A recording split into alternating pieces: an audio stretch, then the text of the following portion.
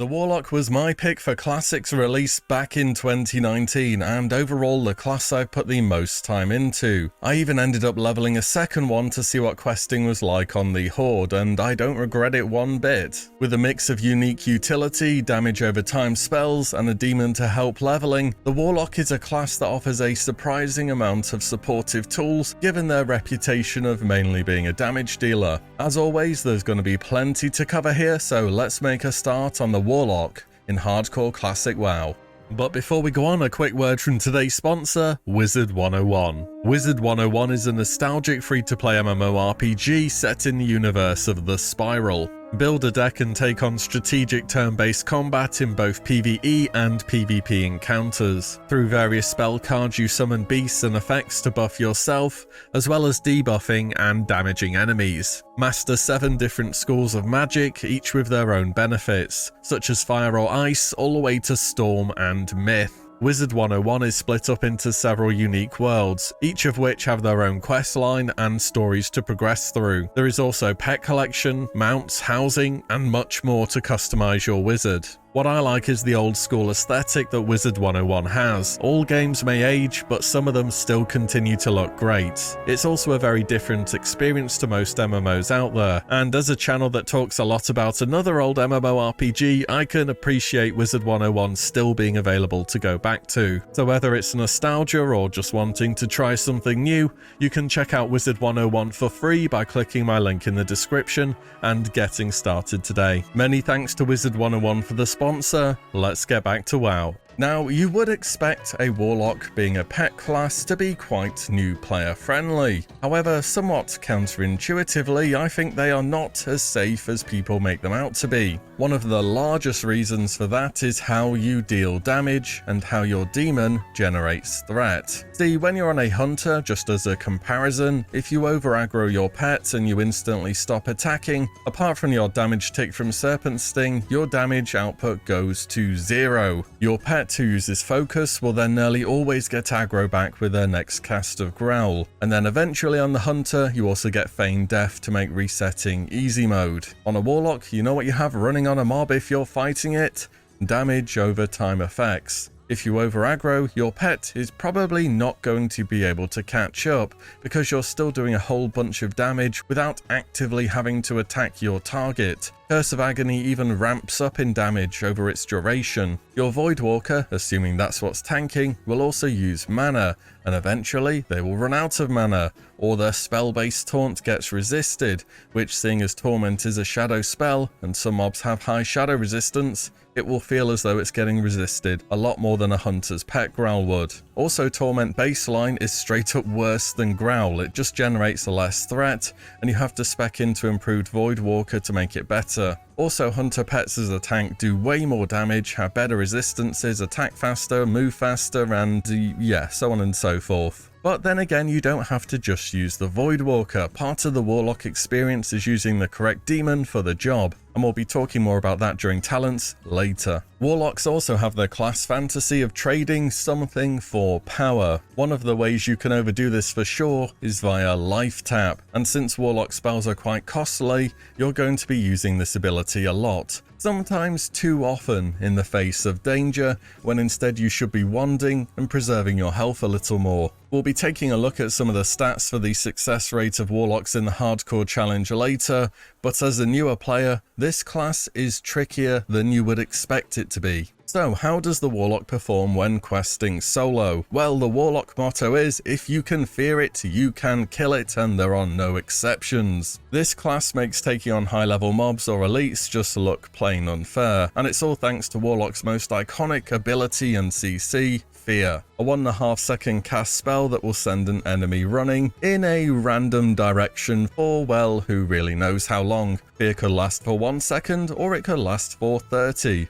Risk and reward at the end of the day is what Warlock is all about. Some enemies have high shadow resist and will break out of fear nearly instantly, and of course the more damage the enemy is taking during the fear, the greater chance it has to break. And that's even before you worry about whether random fear pathing will lead a mob into chain pulling others, instead of going somewhere where you wanted it to. Elite quests in general though feel very accessible to Warlocks and are really part of the fun in playing a class which has such a reputation for being great solo. As for regular questing by yourself, Warlocks have to also be among the best. Once again, Fear is an invaluable tool that allows you to dot up one mob, fear it away and then have it gradually rot down whilst you focus your attention on another. It's a playstyle no other class can do and it feels very satisfying to pull off whilst leveling. Or you can just play it safe and do one mob at once, which is probably a better idea when you're doing hardcore, to be fair. Getting the most out of your damage over time effects will also be a huge benefit to you, and something that you should actively improve upon as you level. A damage over time effect running its full duration is very mana efficient, and of course it being classic and there being next to no bonus spell damage whilst you're leveling,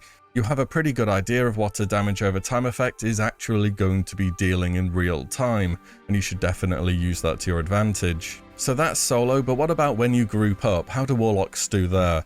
I'd say they're solid and bring some good utility to a group as a whole. First of all, you can summon other players as of level 20. But in Classic, you have to be in the same instance to summon someone. So if you're in the stockades, the person you are trying to summon must also be inside the stockades. But if you're just outside the instance portal in Stormwind, you can summon a player from anywhere else in the open world, even from Darnassus in Kalimdor. Oh, and of course, one shard in Classic equals one summon, and you need 2 other people to perform each summon. All the same, Classic's world is really big, and it can save you so much time playing a Warlock, even though you already know everyone's gonna be expecting you to run to the instance first to summon. Whilst waiting for your group members to arrive at the instance, inevitably, you can also begin to farm shards, because you can bet everyone wants a health stone in hardcore, and you have to make them individually and hand them out because there's no soul well and they are unique items. Did you know Warlock is one of the least played classes at 60? Surely it's just because they're deceptively challenging to level. Nothing else at play here, right? Don't get me wrong, all this Warlock stuff is really good utility to have in a group, but in Classic it is just incredibly inconvenient and time consuming to do, but hey, it is what it is. As part of a group, you do have some other useful buffs at your disposal though, more than you would expect. Detect Invisibility is very good in some late game dungeons such as Strat Undead or Diamol West. Both of these have invisible mobs patrolling all over the place. For me, the Imp is the go-to pet for dungeons. It both gives Blood Pact, which is a nice extra buffer of stamina, as well as Fire Shield, which reflects a bit of damage when players are hit. Doesn't stack with Thorns by the way, but it's decent all the same. You can also subjugate demons to have them aid you in combat, banish elementals or demons, and dramatically slow the cast speed of enemies with Curse of Tongues. If you needed an interrupt, a bonus stealth detection, or dispels, bring out the Fell Hunter. Do you need single target CC at range? You can use the Succubus for that. This class has so much varied utility, it almost feels like a support class that can do respectable damage as well. The reasons I've marked the Warlock down in group content is applications for all this utility tend to be very niche, and damage over time effects tend not to be the most efficient in group content where they rarely get the benefit of their full duration. Oh, and also the healer of the group may not appreciate you using their mana bar as a bonus mana bar for life tap, even though it totally is. All the same, Warlocks in groups, can't really go wrong with them. Which brings us to survivability, an area of the game where there is quite a bit to say. So turns out for a class with a pet, which is great at soloing stuff, Warlocks die a lot. In fact, based off of data from the Deathlog add-on, Warlocks are the least represented class in the game at 60. Here's a snapshot from the 7th of June, covering just under 81,000 character deaths. Warlocks have their lowest average level of death at 12.4, and are the only class in the game with less than a 60% chance to even make it to level 10, and by some margin they're only at 55.3%. Warrior, which is more than twice as popular as Warlock compared to the total number of deaths, has a way better chance of not just hitting level 60, but higher level milestones in general. Every single non-faction specific class in the game has better recorded success stats in the hardcore challenge than Warlock. Basically, what I'm trying to say here is if you want to play something easy, go pick a warrior. If you want an actual challenge, level a Warlock. Alright, memes aside though, for real, why are so few people finding success on this class? Well, there's the thing about pressing life tap a bit too much and your Voidwalker not exactly being the most reliable tank that we've already gone over. On top of that, if mobs actually start hitting you on the Warlock, you are so squishy. Mages can kite forever through their frost spells and have blink. Priests can shield and heal themselves. Warlocks have fear, maybe drain life, sacrifice. Also, being a pet class, there's a pretty good chance you've not been leveling your defense. I know I go on about defense in these videos, but if your defense is 15 levels or more off its cap at any given level, you'll be vulnerable to crushing blows from mobs the same level as you, meaning they are often going to deal 150% of their normal melee damage. You do have demon armor to beef up a little bit, but you're still just taking so much damage if anything gets to you. Saying that, you do have options for survivability, and probably more than you would expect. Fear or Howl of Terror are the obvious ones here, as they will force one or more targets to run away somewhere. There's two other things to know about fearing enemies though. It increases their movement speed by 25%. On most mobs, this is just about noticeable.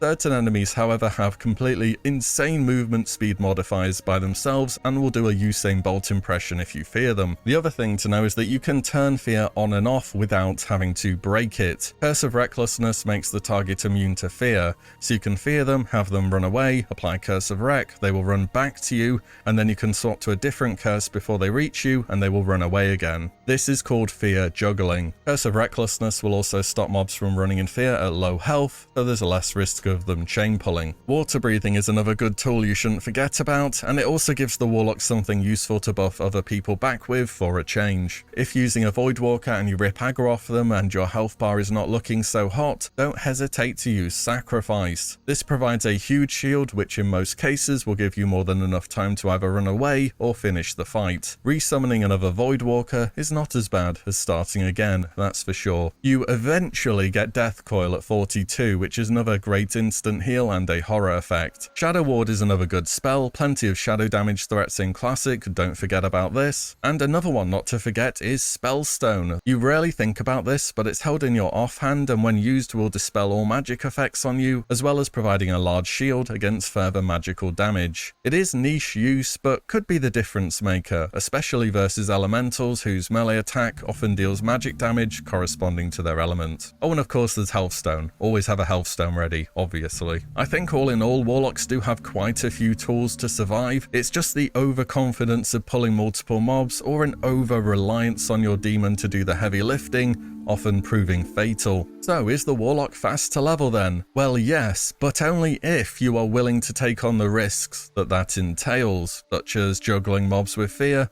and balancing your health and mana as well as that of your pet. Or you can just take it slow and let your Voidwalker build some aggro and then use dots and wand away. It will vary on playstyle and how you go about playing your Warlock, but there is something about this class that just makes people want to go fast. Leveling speed wise, Warlock can be anywhere from moderate to really fast. Which brings us to talents, an area of the game where I think there are two choices to be made based upon your preference. There is a more traditional Voidwalker pet tank spec where you use dots and wanding, or something called drain tanking, where as the name suggests, the Warlock themselves is the one taking hits. Let's start off with a Voidwalker build, which will be the demonology focused specialization that goes all the way down to Soul Link. Keep in mind you don't get your Voidwalker until you've completed a quest at level 10, so up to that point in time, you'll be using the much higher damage but way more fragile Imp. Also in Classic, Corruption has a 2-second cast baseline, so one of the first things we want to do is get it back to instant cast. Also, we pick up 3 points in suppression early, as it will give your affliction spells, which include things such as Drain Life and Fear,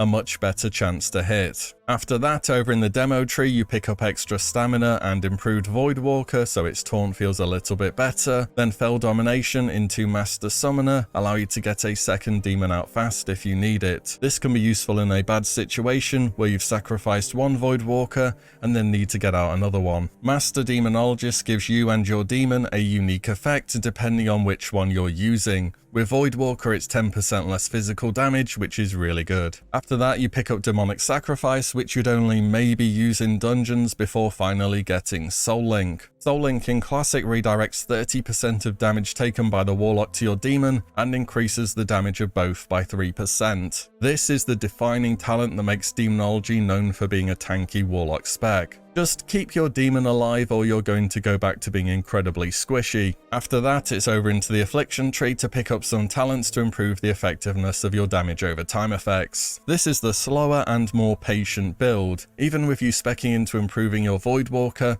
at times its threat generation will feel bad, and if you get some crits, expect mobs to come running straight for you all the same. The thing is about this spec is you do need to be in that slow and steady mindset. If your demon dies and you can't summon another fast, you could be in big trouble. This build should be safer than the alternative, but then again, Warlocks should in theory be one of the easier classes to level, and they just aren't. Personally, I like the alternative spec that I'll go over here. I will say it has a much harsher learning curve during the early and most dangerous levels, but once you get the hang of it, it's considerably faster than the Demonology build, and I think it's just as safe, if not safer, because you will be leveling your defense. So this will be roughly the build we'll be looking at for drain tanking. Now the whole idea behind drain tanking is that you have an offensive pet which takes some damage during the start of a fight, then soon after the Warlock takes threat and mainly deals damage through casting Drain Life and just face tanking. The main demon you'll want for this build is the Succubus, however you don't get them until level 20 through a pretty long quest chain. Prior to that, it's either going to be using the Imp or a Voidwalker. Also, drain tanking both needs a decent rank of Drain Life learned, as well as some points in the Fell Concentration talent, or you just lose too much mana from spell knockback.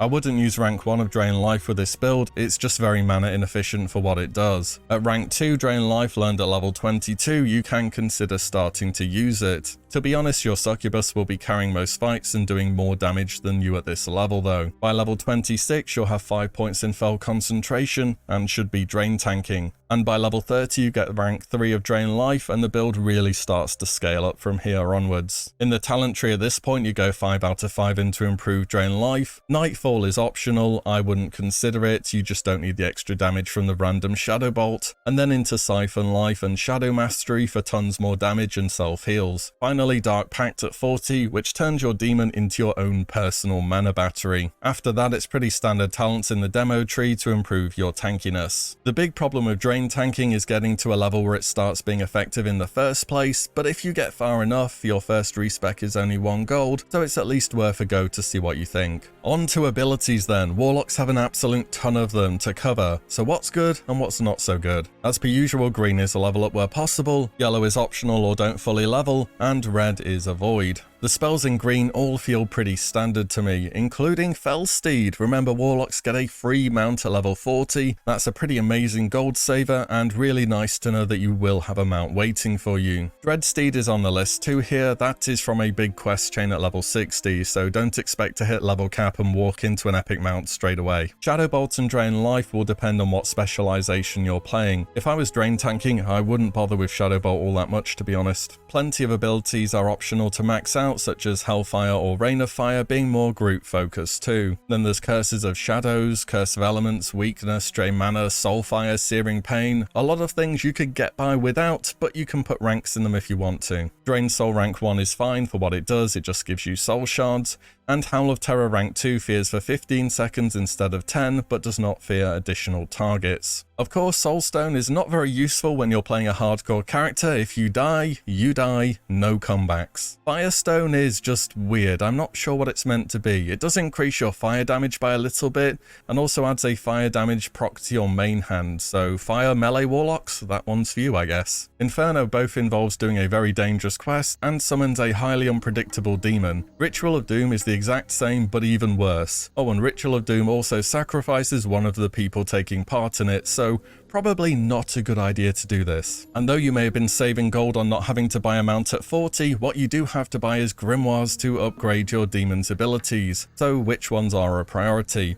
Depends on your demon of course, but here's what I would do roughly speaking. The Imp for me is the early game demon and the one you use in dungeons. In dungeons I don't actually have it attack because they're just so fragile, they die to absolutely any AoE whatsoever, and they can be just as useful sitting in phase shift where they are immune to everything. Also your Imp is free mana for Dark Pact as well. So based on that I would teach them phase shift, ranks of Fire Shield and Blood Pact. If using a Voidwalker as your main pet, you'll want to be upgrading its abilities a whole bunch. priority on upgrading Torment and Sacrifice as your Voidwalker's 2 best abilities. Suffering is a 2-minute cooldown AoE taunt which can be quite useful but uses a ton of your Voidwalker's mana. Consume Shadows converts your Voidwalker's mana to health really inefficiently. Voidwalkers struggle for mana in general and need it for taunting, so this just isn't very good. If you want to heal your Voidwalker, health funnel, bandage, or just summon a new one. On the Succubus, always take lesser invisibility, it just keeps your pet from accidentally pulling things. Lash of Pain is okay, it doesn't really do much damage for the mana cost, and I'd rather have that mana for Dark Pact, so I just take early ranks. Seduction is good, pick that one up, and Soothing Kiss is one you can avoid. If your demon really needs a threat reduction, something's probably going wrong somewhere. On the Fell Hunter, always take Paranoia, and at least 1 rank of Devour Magic and both ranks of Spelllock. Further ranks of Devour Magic heal the Fell Hunter for more when they consume a magical effect, which is nice but not a big deal, and Spelllock rank 2 increases the lockout duration from 6 seconds to 8. Tainted Blood just kind of doesn't really do anything in PvE. Your Fell Hunter is absolutely not holding threat if you're using it as your main demon, so you can skip this one. Let's finish on some macros and add-ons. First of all, you need to be able to control your demon well. Normally in the game, petattack is shift plus T, but you can rebind it in a macro with /petattack. Also, you want something to be able to pull your pet back if needs be. You can either do this with /petpassive or via changing your keybinds directly through the tab labeled action bar under the keybinds menu.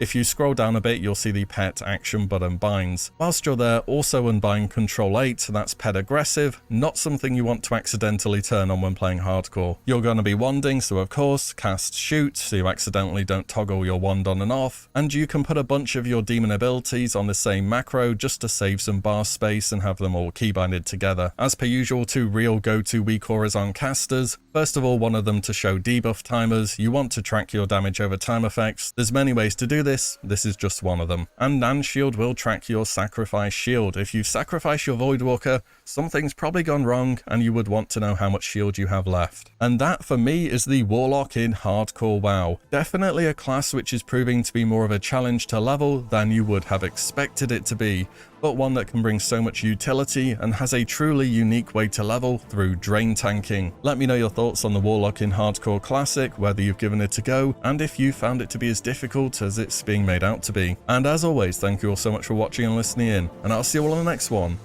very soon.